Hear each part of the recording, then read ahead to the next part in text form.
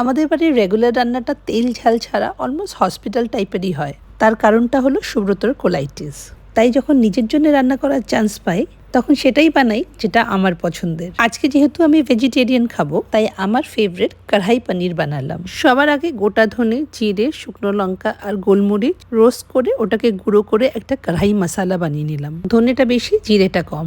আদা, রসুন, পেঁয়াজ, টমেটোটাকে একটু সাঁতলে নিতে হবে তেলে, আর তার মধ্যে খুবই অল্প হলুদ, কাশ্মীরি চিলি পাউডার, নুন, মিষ্টি আর ধনের গুঁড়ো দিয়ে ভালো করে নাড়িয়ে চাড়িয়ে মিক্সিতে একটা পেস্ট করে নিতে হবে। একদিকে একটু বড় করে কাটা পেঁয়াজ, ক্যাপসিকাম, টমেটো এগুলোকে হাই ফ্লেমে ভেজে নিতে হবে। তার মধ্যে ভেজে রাখা পনিরটাও অ্যাড করে দিলাম, আর দিলাম প্রথমেই ভেজে রাখা সেই কড়াই মশলাটা। মিক্সিতে যে পেস্টটা বানিয়েছিলাম অল্প তেলে সেটাকে খুব ভালো করে কষিয়ে জল দিয়ে দিলাম। তারপর পনির আর ক্যাপসিকামগুলো দিয়ে দিলাম। হয়ে গেল আমার কড়াই পনির। পনির আমি পছন্দ করি না, কিন্তু কড়াই পনিরটা বেশ ভালোই লাগে।